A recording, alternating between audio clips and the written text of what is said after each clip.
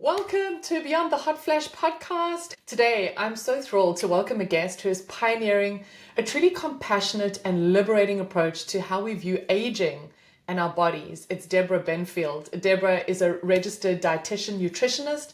She's dedicated to helping hundreds of women heal their relationship with food, eating, and their bodies. I can already see you going like this. Can't wait to get into it. So today we're going to dive into those very real pain points many of us experience as we age: the frustration of diet and the wellness culture, the quest for vitality beyond just appearance, how to reclaim our wisdom about our own bodies.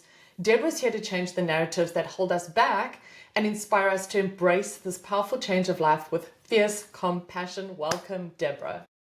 Thank you. What a beautiful way to introduce us. Thank you. I'm thrilled to be Oh, here. awesome. It's wonderful to have you. Deborah, with a remarkable 35-year career, you've seen so much evolve in how women relate to food and their bodies. Maybe take us back to the beginning of your professional journey and walk us through how your amazing wisdom and passion has led you to this intersection of, you say, pro-aging and body liberation today.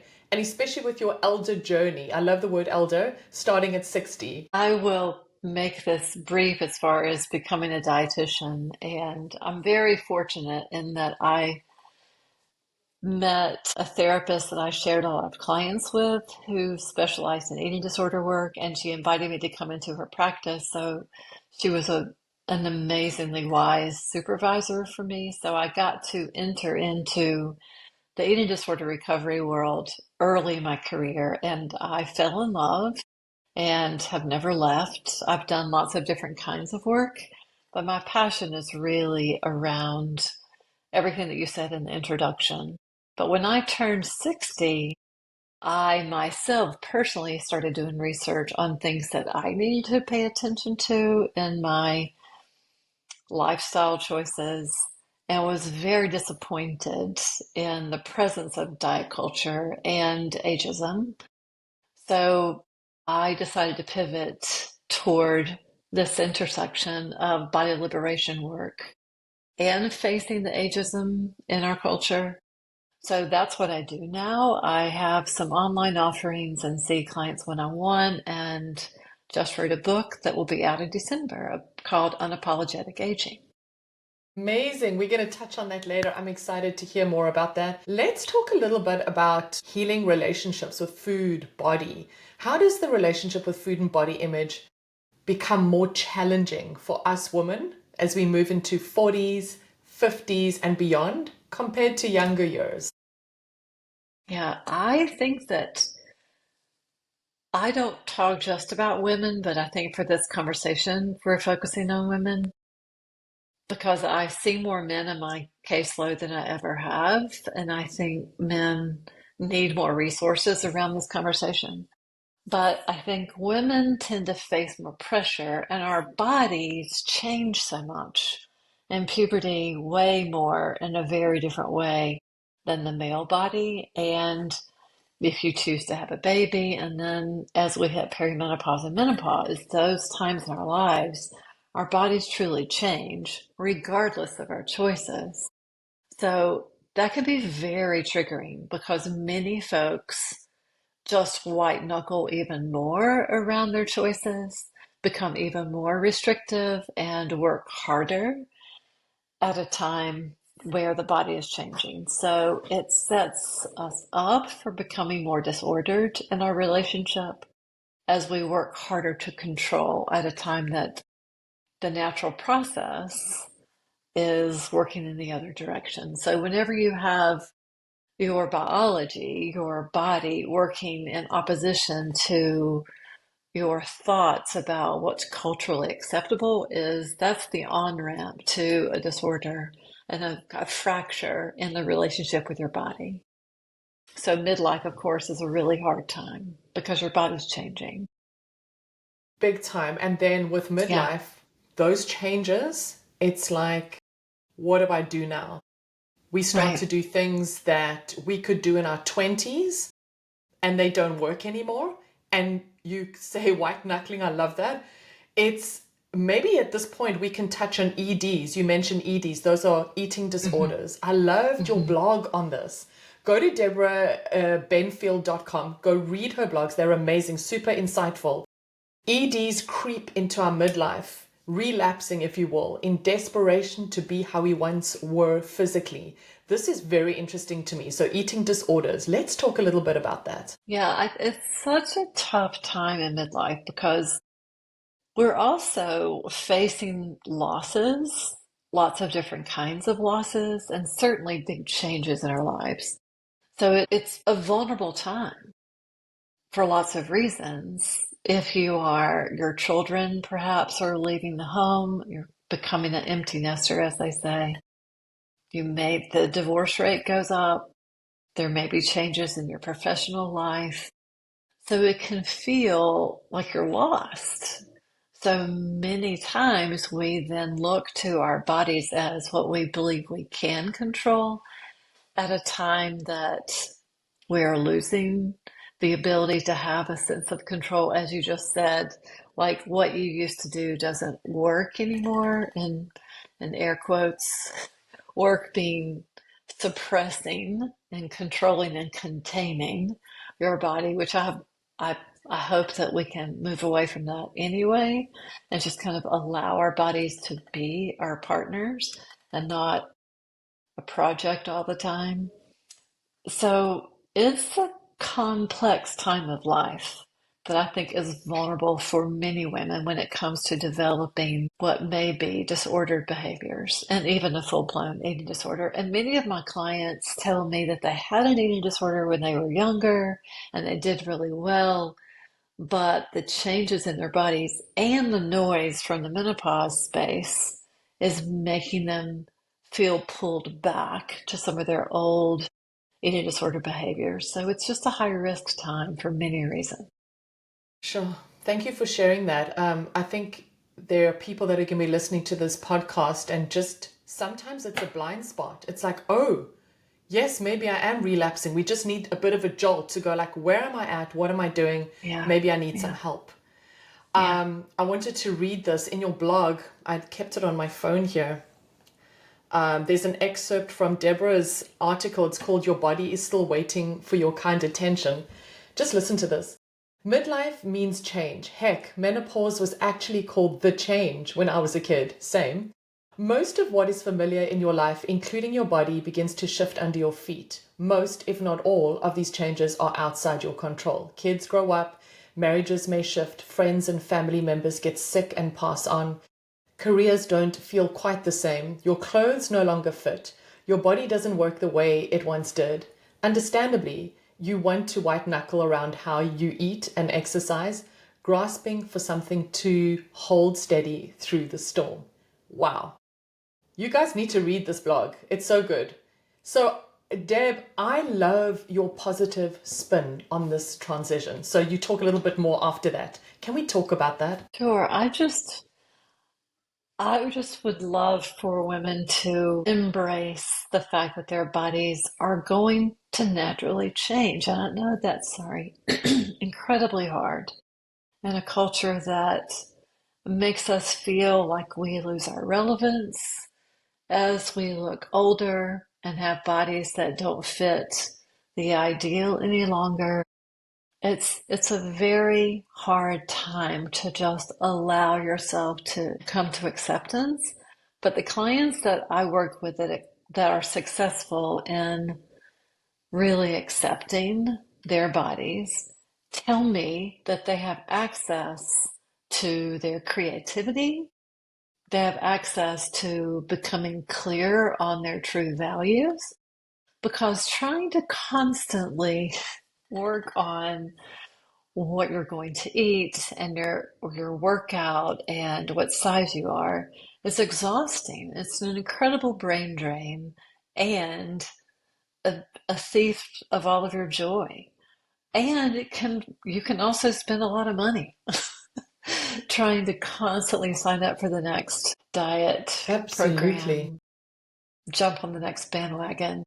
So letting all that go, you have access to your own energy, you have access to your truest self. And I even think access to like maybe your girlhood self, which if the self that you were before puberty hit many times is your more authentic self, which is very exciting to me. It's like before you got distracted by like having to look a certain way, who were you Oh, then?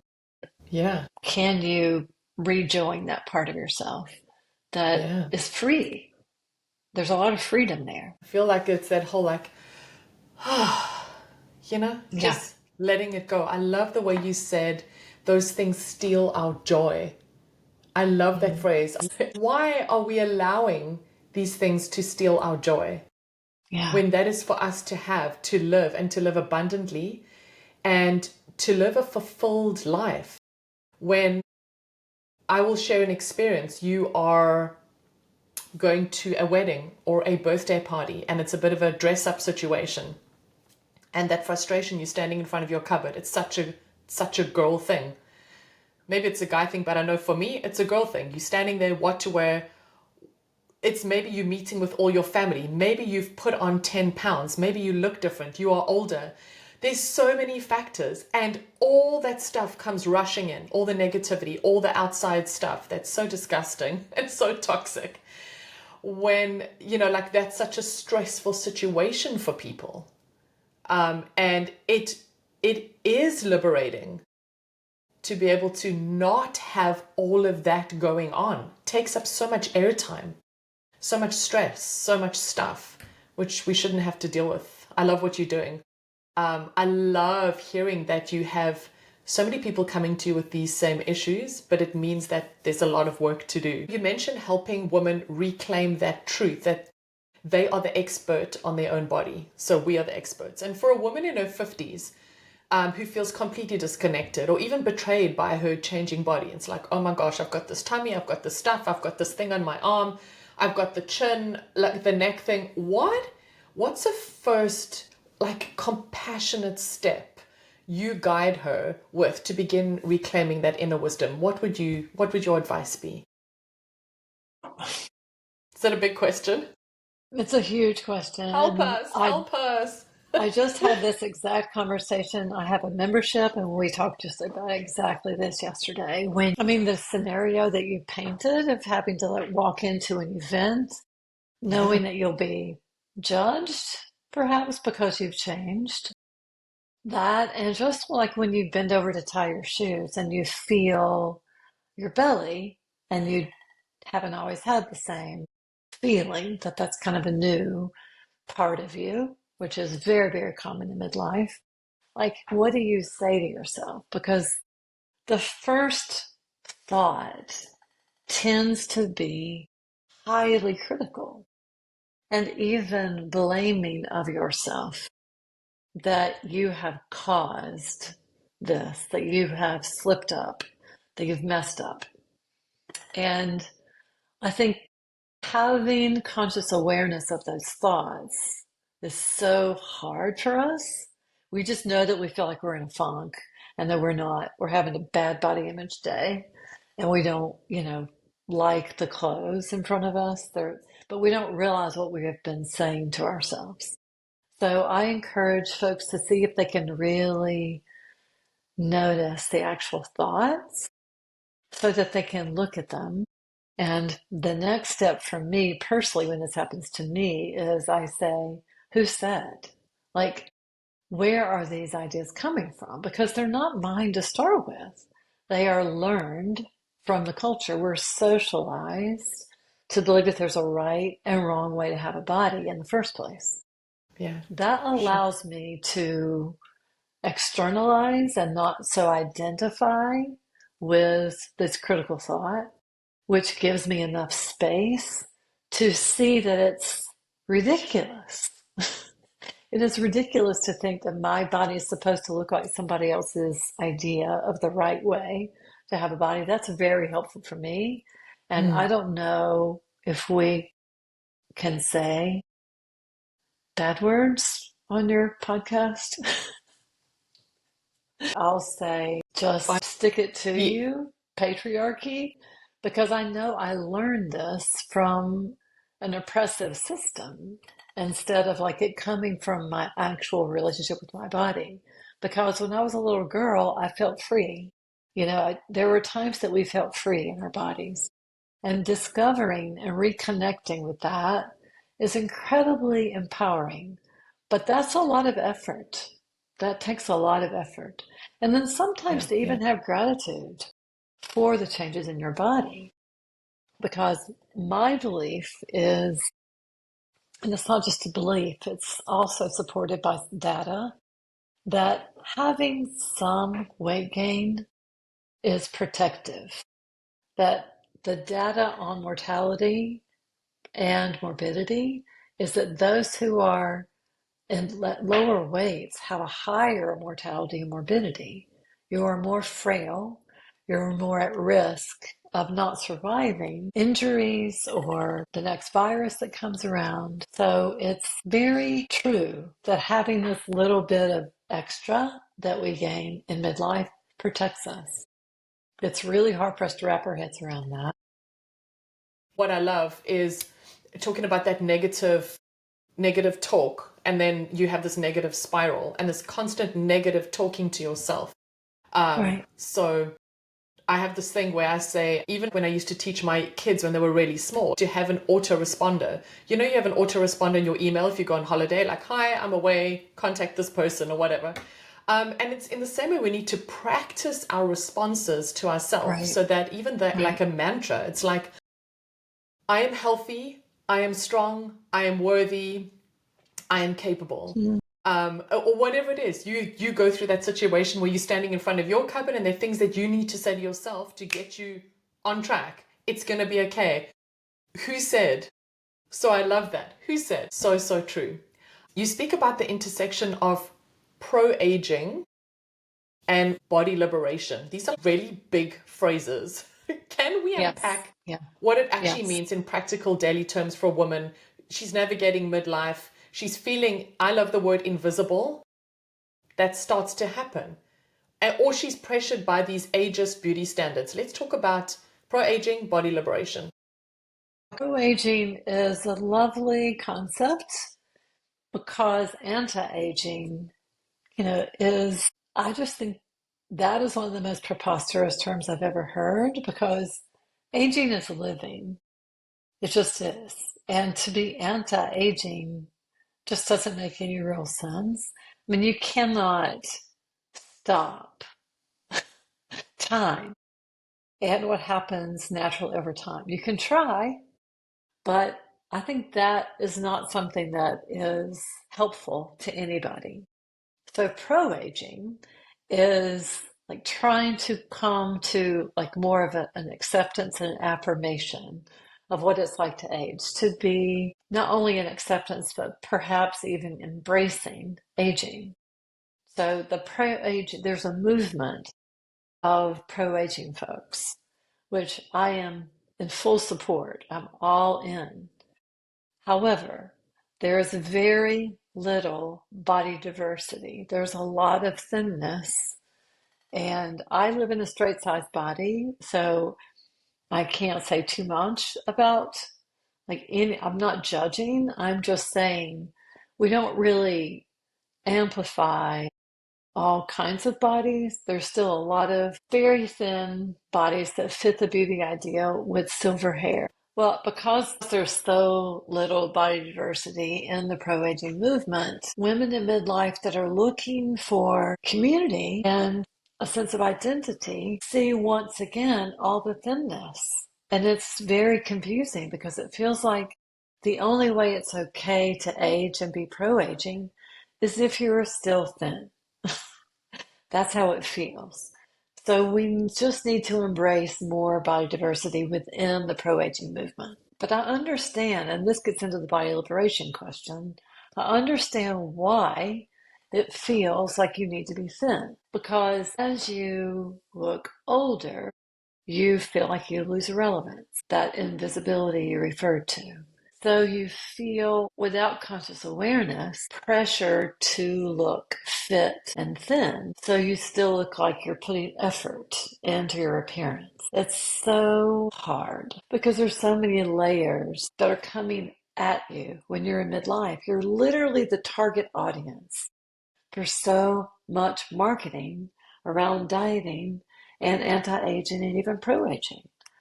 There's very little space for just being yourself, just being comfortable and living in life you're in. It's going to be interesting, the journey for me. I mean, I'm here, we're doing this podcast together. I'm 50.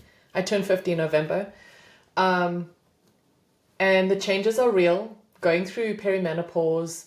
And so I know that there's going to be a part of me that's going to revert back to how I was brought up and how my culture, everything, all the externals that mold us and make us who we are. Right. And those belief systems, you're right, they are so deeply instilled within us. And acceptance is a difficult thing. I mean, what do you tell the people that come to you? It's like, it's so hard to accept that if you bend over and brush your teeth, that your stomach hits the sink. Right. When you never had a stomach before. And yes, we can talk about you don't have to live with it. You can exercise, you can do things, maybe you should start hormone replacement therapy. That's a whole different conversation. I think what we're talking about here is that regardless of the solutions and the things that you can do to try. I'm a yoga teacher, I do weight training, and I get this, guys. Right. But your body does change. With all of that in place, it's still changing. And you're right, we cannot defy time, aging, gravity, things.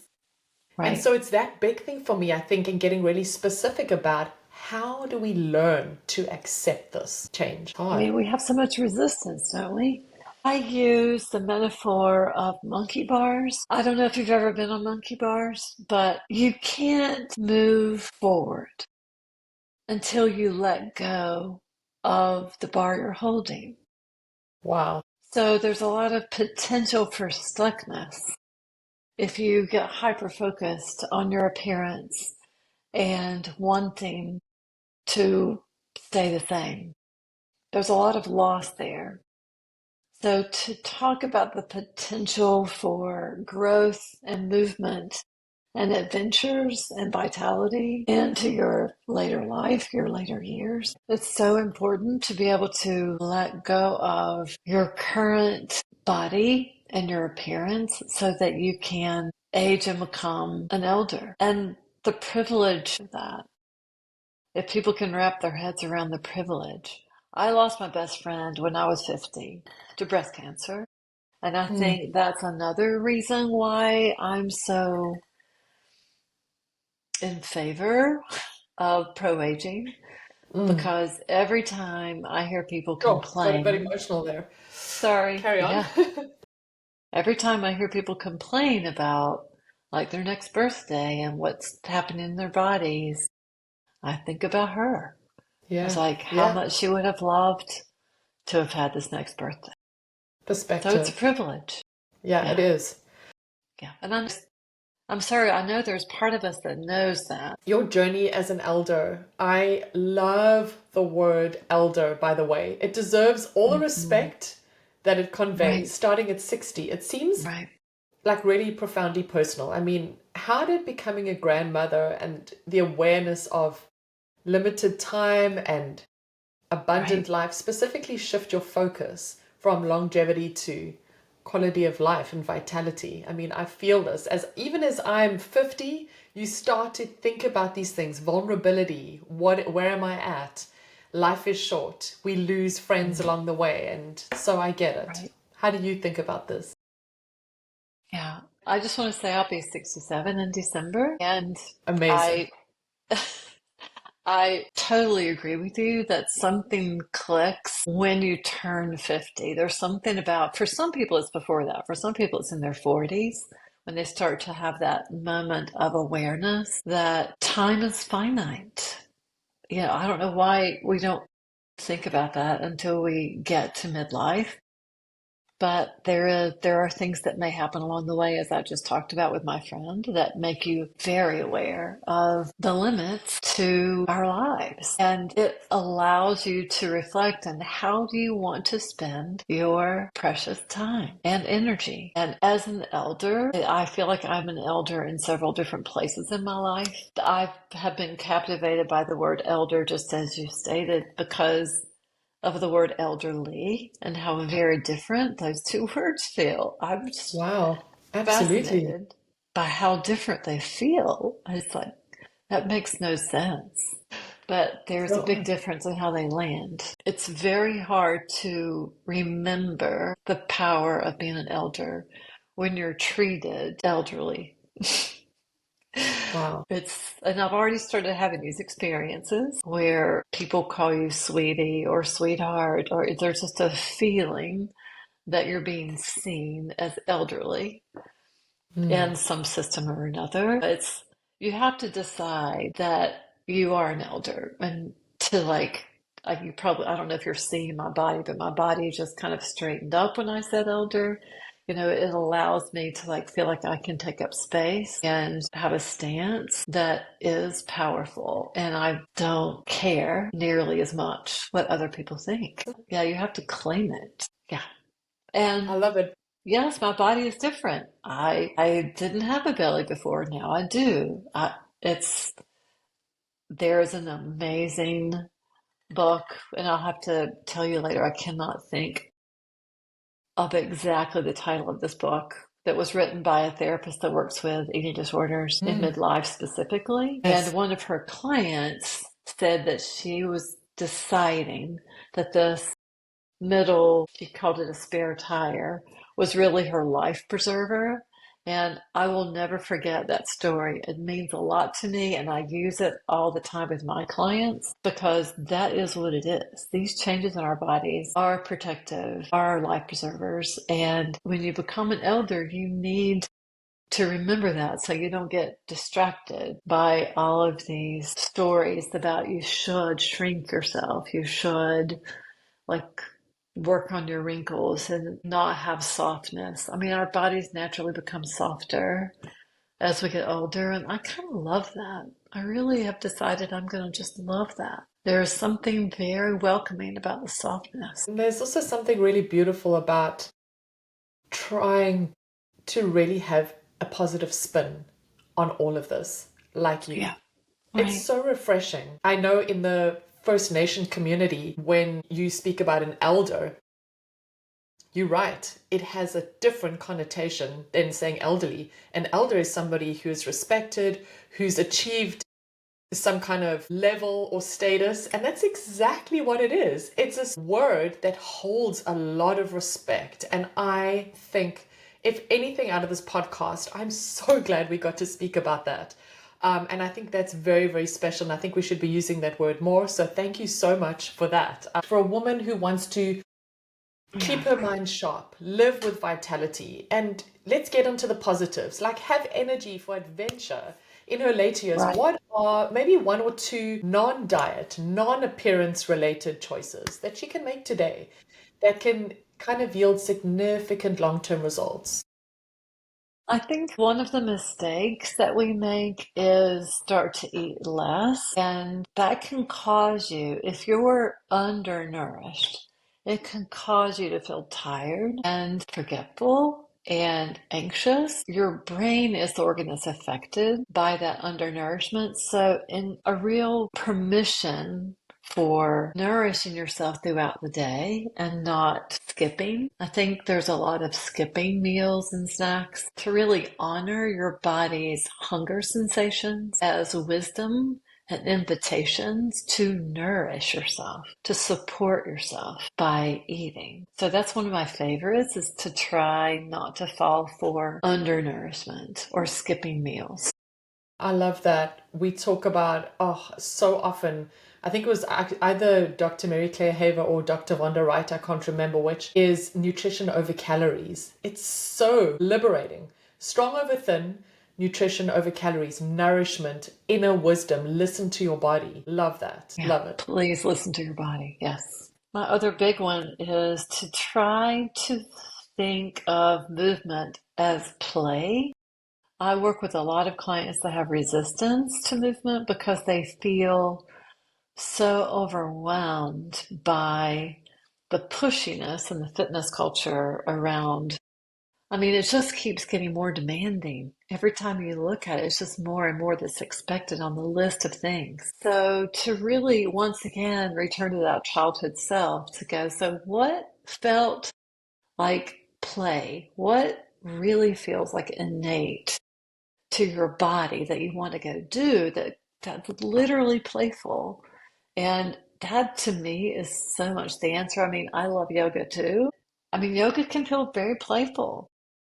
Anything that feels like an invitation to be in your body, to not look at your body with judgment, but to really be in your body and find some joy and play there. That's my other big thing. Great, great tips and wisdom. Thank you so much. I know even for some people, it might be doing Zumba classes. Maybe it's getting out and doing some kind of Tai Chi.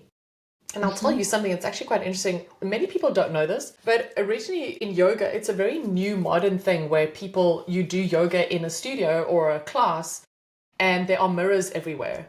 When I did my yoga teacher training, there wasn't one mirror in sight because it's not really about looking at yourself, like you say. It's about how you feel in your body. And you will find, Right. we call it proprioception, where you are in space. And how your body is feeling, etc. And the same thing with, imagine going to do some Tai Chi outside on rolling lawns in a field, whatever it is. And that is fun. There's so Yeah. many options. Maybe it's a walking group or a hiking group. It doesn't have to be this overwhelming craziness that you see on the internet or whatever, crazy HIIT classes and workouts.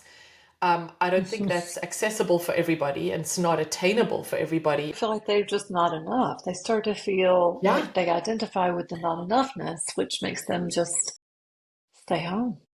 Yeah. I agree. So it's easier to do nothing, sit on the couch. I agree, because it's not for me. I can't do this, Deb, I'm very excited about your program, your Aging with Vitality and Body Liberation program. It weaves together nutrition and yoga, somatic practices. I would love to hear more about trauma, informed mindfulness. The listeners, I'm sure, would love to hear more about this program. Give us some insight into this. Yeah, it's an 8-week program that is like a small group coaching program that's taking place over Zoom. And we meet on Tuesdays to go through the content. And I'm a big fan of developing practices that support the principles because nothing really changes in your life if you just learn about it and use that part of your brain. You really have to drop into actual body practices to make change happen in these small steps. And we also meet on Fridays to kind of go through any questions that didn't come up or that you didn't feel comfortable asking on Tuesday. And a lot of that is brainstorming practices too. And the community is so powerful because you have other women, and this is for women in midlife and older who feel the same way you do. Most of the people I work with say they feel like they're very alone. They're the only ones that are not dieting and not fighting their bodies. So they like having others to share and feel supported by, have a sense of belonging. It's very powerful. And then I have a membership for people who have gone through that program. That's cool. I think it's so tough when there are so many people out there that are lonely. And that's a scary place to be. And so finding community is great. I think if the listeners, if any of you are keen to find Deborah Benfield, I'm going to drop all of that information into the show notes for the podcast. Obviously, also on the YouTube channel, it'll be in the description. Also, we want to talk about your book, which is Unapologetic Aging, How to Mend and Nourish Your Relationship with Your Body. Tell us about your book. What got you started with this? Well, very much what I said before, but when I pivoted to really focus on this age, I did all this research, developed my online program. And when I did that, I realized that I needed to make this a book. And actually, I was approached, I think through my social media presence, I was approached by a publisher and offered a book deal. So it very much is congruent with the online program that I do. And we get into the book, it's a little bit more into like other topics like passing body liberation down to your children and your grandchildren instead of diet culture, and Mm. repairing what may have been passed down if you were dieting in the past and you feel like you've passed down some disorder, then how you can repair that with the next generation, which that's how the book ends. It's my favorite part of the book.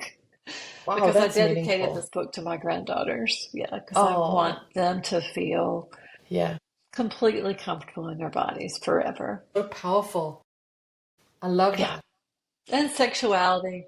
Gotta throw that into. I mean, body Good. image so much affects our intimacy. So there's a chapter dedicated to that. Oh, that's great. So I need to get the book. You need to get the book. All the details will be in the notes. Thank you so much for your time.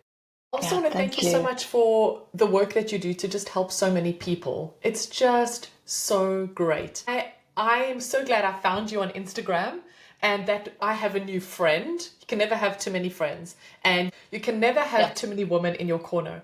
And it's women supporting women. I love the fact that you are an elder, you have a lot of wisdom, and so I'm glad that you have this book to share with us. Where can we get in contact with you? Would it be specifically a website?